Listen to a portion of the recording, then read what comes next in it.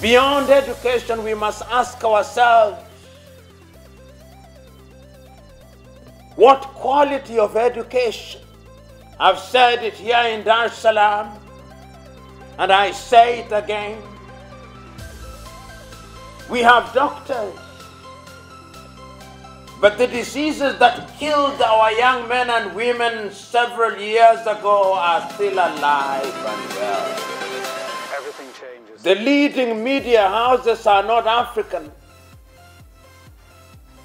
CNN is not African. Radio Deutsche Welle is not African. Radio France is not African. Al Jazeera is not African. Al Arabiya is not African. What is African? We have little outlets in our little countries which have little capacity to gather little news with little consequence. How many of us are feeling uncomfortable with the message that we have heard? How many of us are feeling challenged? How many of us are feeling inspired by what we have heard? Fantastic. Can we give Professor another round of applause? Thank you. I will not attempt to summarize. I think I will do the presentation an injustice by trying to summarize it. But I will say that often I hear many of us saying, you know, we can no longer continue to use colonialism as an excuse. Life.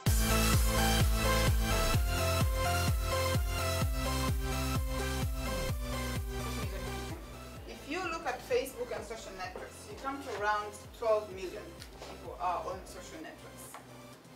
You are on them. Okay? Okay.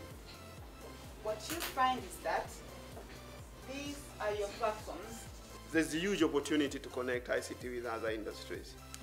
People go to hospitals these days, they have to stay in a very long queue, just in case you've created a system whereby they could set up an appointment, they don't have to be 400 of them to wait for a guy, for a gynecologist to listen to them. So you can do this kind of stuff. Try to link ICT with other industries. If you want to be a medical doctor, you need to do it right from away, right from where you start understanding yourself.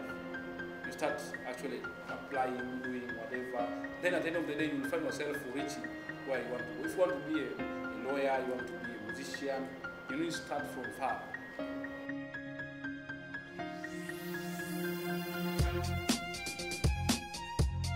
You find that people are rushing to implementations without actually sitting down and define what do they want to see at the end of the day.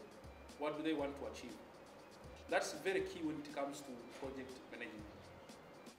But to become a good leader, you need first to perfect your leadership skills, not in the position of authority. So, I don't know who you want to become.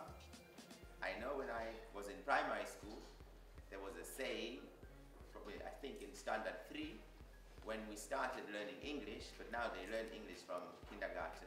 But back then, there was this phrase, what would you like to be when you grow up? I think that very question is still valid today. And that very question is supposed to be valid today, tomorrow, and probably up to the last breath in your lifetime. What would you like to be when you grow up? Thank you very much for this amazing medal. It's the first medal I've ever gotten in my life.